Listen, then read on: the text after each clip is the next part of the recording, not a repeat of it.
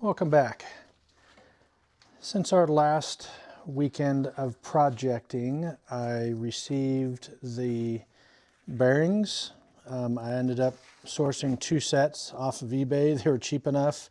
The Federal Mogul, and they're considered tri-metal type.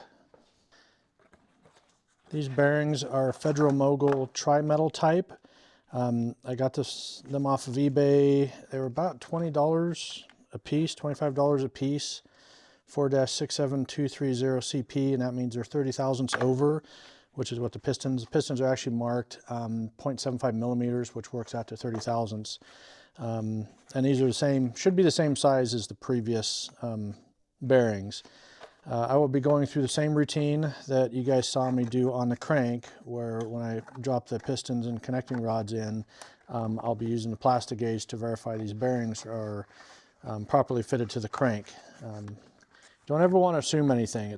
If you go through and check the crankshaft main bearings and likewise the connecting rod main bearings, and they are correct, that's 3/4 of the battle. Everything else is going to be quite a bit easier to deal with if you have to make any changes. I picked up this little tool. It's for installing piston rings. There's quite a few different styles of these. This particular one has tapered pieces here that'll grab the edge of the piston rings, and you can kind of see the little diagram how they work. These don't have a stop on them, so theoretically you could damage piston rings if you go too crazy with them and you just really crank down on the handles. But just be careful and they'll be fine. It's a Lyle tool. I've always been pretty happy with their stuff. I don't know if they still do it, but at one point they were actually soliciting inventions and things like that, and supposedly people would come up with tool ideas, and then Lyle would actually produce those and then market them, and then whoever came up with the invention would get some part of the profits. So what I'm going to look at today is I just want to pull these rings out, and let me open this up. I'm going to pull these. Starting to get a little worried there. Okay, there we go. So I have 1, 2, and 3. I'm going to make sure that I don't get these packages messed up. I'll keep the rings in here as I go. Yeah, so that's thinner. That's a thinner ring, a little different color. And I've got these cheaters on. Yeah, okay. I'm going to zoom in and see if you guys can see this. So we'll see. Yeah. So I don't know if you guys can really see that, but that ring actually has a bevel on it. So I'm holding this, and the way it should go on, there's a bevel on the top. And I will confirm this, but this does have a bevel on the top. And likewise, the first one does not have a bevel, but sometimes they also have a stamp mark on them. And I'm going to make darn sure that I find that, or find out exactly how this one's supposed to be installed, because what I don't want is to put it on there upside down. Now, like I said, this is the oil control spreader, and then the 2 oil control rings here. So those all go together, and those go in the 3rd spot. One of the big things, and I'll bring this up again when I'm actually putting these on the pistons, is it's really easy with these 2 small rings to, when you're putting this in, to actually having it have this flip over on itself like this, and that's really bad. You can actually jam the rings in there and manage to get it in there, but once you put it in, it'll have so much pressure on the cylinder wall that it'll score it. That'll be a really bad deal. So again, when you're putting these in there, when you put the first one of these small rings in, double check this and make sure it's sitting. They should just butt up like that. But if one of them flips over, either way, that's a bad deal. Make sure you stop and take care of it, or it'll cause you a minor disaster. Another thing I found is handy, because I have to wear reading glasses these days. When I was in a Walmart, of all places, I just bought a couple pairs of the 3.5 power, I call them cheaters, reading glasses. I only need like 1.5 power for normal reading, but by getting these 3.5 power, they basically act kind of as a low power magnifying glasses. And in the shop, with two of them, two lenses, kind of give you stereo vision. It works really well. So when I was looking over that ring, I could see all the details using these glasses. So even if you don't have to wear reading glasses, these are awesome. I would get a pair of these, and they're so cheap. These are like 10 bucks, I think, maybe less. And so if you break them, you just throw them away and get a new pair. Those are very handy. Highly recommend that. I opened up the 4 boxes and made sure that all the rings looked correct. You'll notice these all say Moly on there, like I was talking about earlier. I did read one of the instruction sheets really quick, and it made the comment that to look for a top, the word top or dot, engraved on the top of the compression ring to know how it's supposed to be oriented. And it specifically says if there is no marking, which I was not able to find, then it can be installed either way. And I'll spend a little more time looking over that, making super sure, absolutely certain that I don't find any marks like that. But it looks like the top ring, the Moly ring, I can actually install either way. And then the secondary ring is just a second, basically compression ring. That does have a bevel on it, so that will be installed a certain way. And then we have the oil rings at the bottom. So what I'm going to do now is pull out one of the pistons, and we'll have a look at those.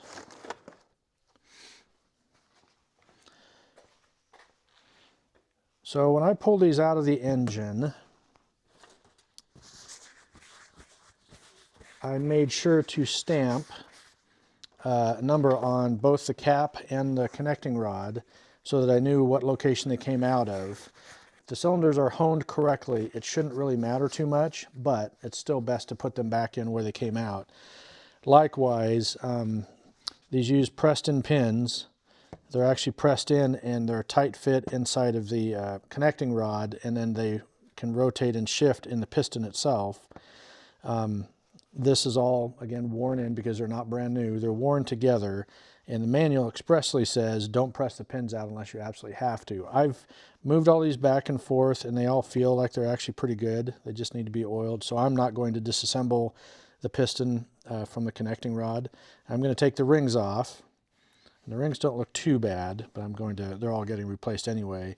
And there's a lot of buildup on them, so I'm just going to lightly clean all of this off, hoping not to have to use too much Scotch-Brite, because what I'm worried about is getting any of that stuff inside of, any abrasives inside of the piston. So if I have to use that, what I'll do is wrap this with some tape just to help protect it. And this is what I was talking about. I went through and stamped the caps. And what's interesting is some of them also have like a 5 on them. So I'm kind of wondering if these actually came out of a different engine. I said, I do not know any of the history of this particular engine, where it came from or anything. Yeah. So, yeah. But I did stamp them. There is I was going to do this, get these off. These are what the bearings look, and they're actually not too bad. Theoretically, you could actually run those again, but I'm this far into the engine. There's no way in heck I'm going to do that, and I already have the replacement bearings. This one has an oil hole in it, but it doesn't do anything. Basically, these two bearings are pretty much matched. But when any of the bearings are put onto the rod, there is an oil hole right here, and that basically just squirts oil up. I don't know if that... Yeah, actually, looks like that's drilled, so it'll get up underneath the piston. It helps cool the piston, gets more oil in here, make sure that the rod, stays well lubricated so it doesn't seize up or anything, cause problems for you. So, yeah, those are all going to fall out on me. So what I'm going to do right now is just go through each piston. I'll keep the caps together. I'll pull the bearings out. I'll keep the caps together and pull the rings out, and because we're replacing the rings, it makes no difference to me. They're going to be thrown away, so I don't need to keep those straight. One of the other things to keep in mind on these is how tightly the bearings fit. These fit pretty nice and snug. They rotate in there. They're not loose. Sometimes you'll put bearings in and you can almost just drop them in there, and that's not necessarily a good thing. Supposedly, you can actually spread the bearings a bit, but once you start doing that, you're kind of heading for possible issues. So Yeah, I'll go ahead and put this on time lapse, and I'm just going to start working through some of these pistons and we'll see what we got.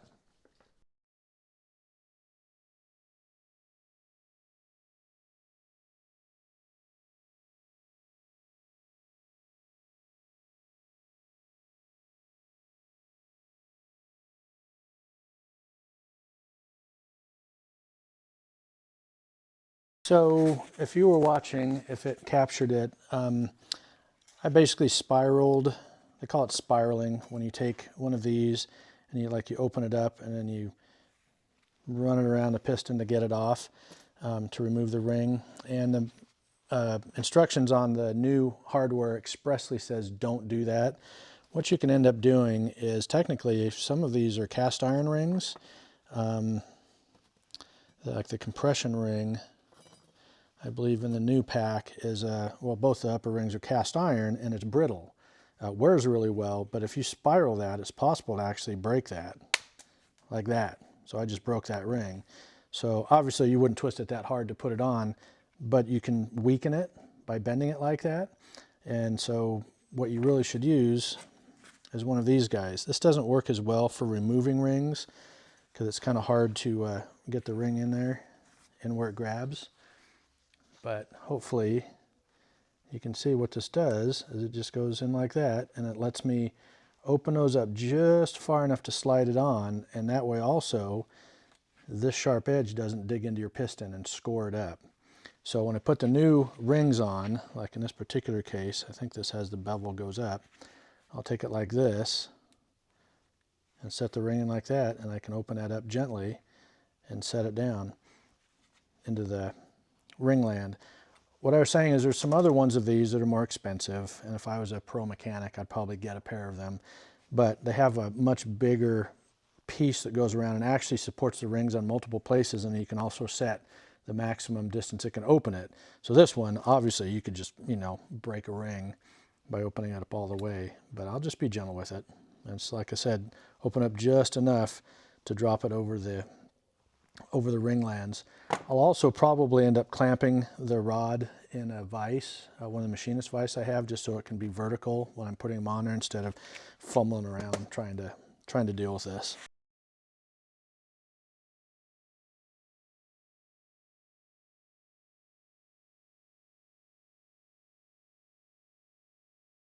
I'm kind of experimenting with this a little bit to figure out how bad the deposits are on the pistons. And I mean, you can see some of this stuff, it's pretty gunky. It really isn't too bad. So this is actually a brass bristle brush for welding and just general purpose use. I'm not going at it and scrubbing, because brass technically is, I believe, a little bit harder than aluminum, but I'm being very gentle and just gently running that through the ringlands, just enough to clear it up. I'm not going to go crazy scrubbing everything, and it really doesn't look like I need to. If I just kind of break stuff up a bit and then use some of this CRC brake clean to clean it off, I think these will these will clean up pretty easily.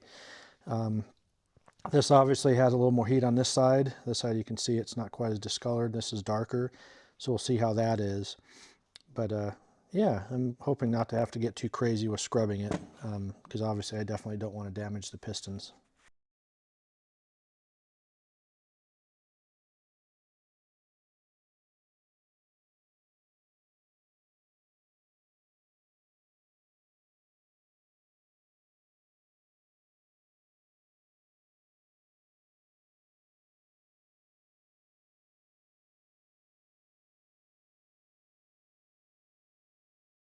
The first piston cleaned up pretty well. Off screen I have a bucket of clean solvent. I was just kind of trying some different things. I'm going to go through a ton of brake clean if I use that to clean everything. So I'm going to use the regular solvent. And I was using WD-40 just kind of as a mild lubricant when I'm using the wire brush, again, just to help protect the aluminum from any scratching. And I also used a piece of the broken ring carefully to clean the middle groove, because it's actually smaller. You can see how, that one's smaller, and then the upper one has quite a bit more space in it. So just to clean the gunk that was down in there. It wasn't difficult. Again, I just dragged it really gently, and I also flipped it over and then went the other direction so that it would clean up both edges. What I'm not doing is holding it like this and just really grinding into it and going really crazy with it. So I'm going to do the bolt cleanup on all 4 pistons, get the rings off, bearings out. I'll blow out the oil spray hole here, the squirter hole. And also after I was cleaned, because it had a bunch of solvent, you know, I just sloshed it in solvent. I blew it off real good and just used some regular 30 weight oil, squirted it in the 2 lubricating holes and on the ends, and then just worked this back and forth. It was stiffer before I cleaned it at all. Like, this engine obviously had been sitting for a very long time and was probably really dry. But once I oiled that and worked it back and forth gently, then they freed up, and now it'll, I mean, literally it'll just fall over on its own. So yeah, so far we're looking pretty good. I'm not going to film the rest of the cleanup because it's just pretty much the same thing over and over and over. We'll come back once I have that done. And so when I started working on piston and connecting rod number 2, found quite a bit of wear inside.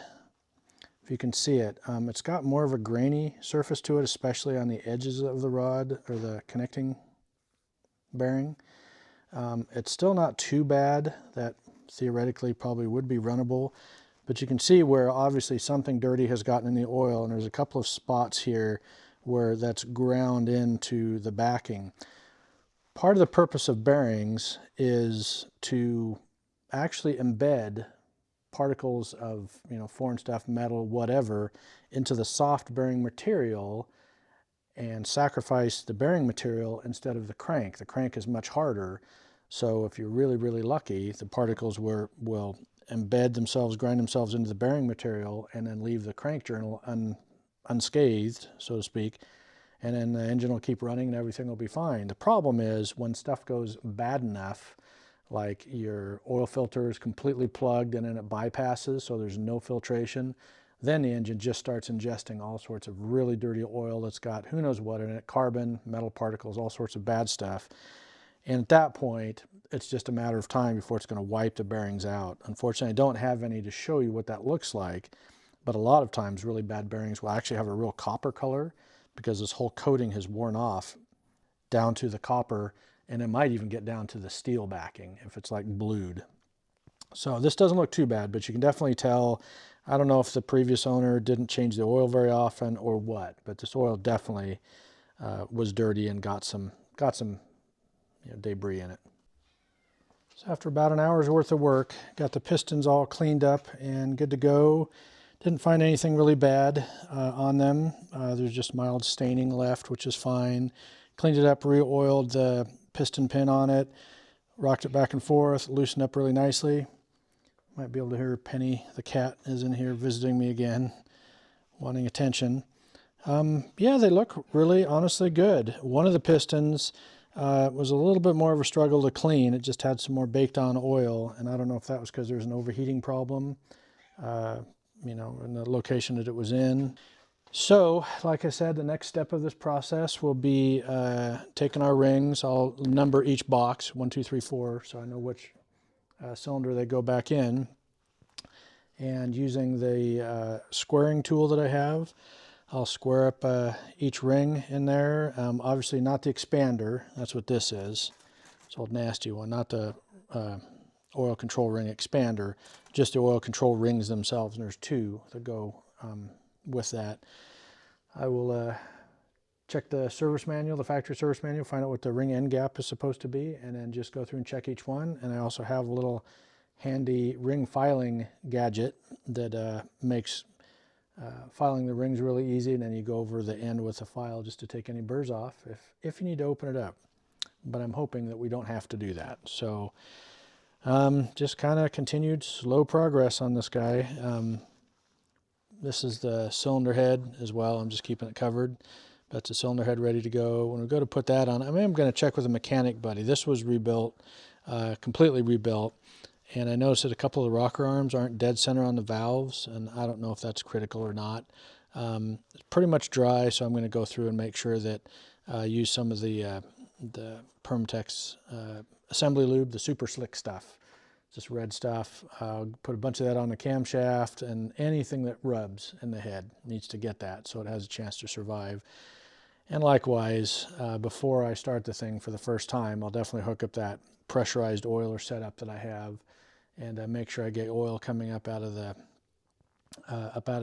cylinder head. And then, yeah, I'll just make sure oil's coming out of everything. I'll also look down the front timing cover where the chain is and make sure oil's coming out of the tensioner there and whatnot. And then I'll hook up a mechanical oil pressure gauge in place of the electrical one, just so I can tell exactly what's going on with the engine and make sure that I got good oil pressure. And once I do, I can put the electrical one back on. This particular Nissan has, I think it's a factory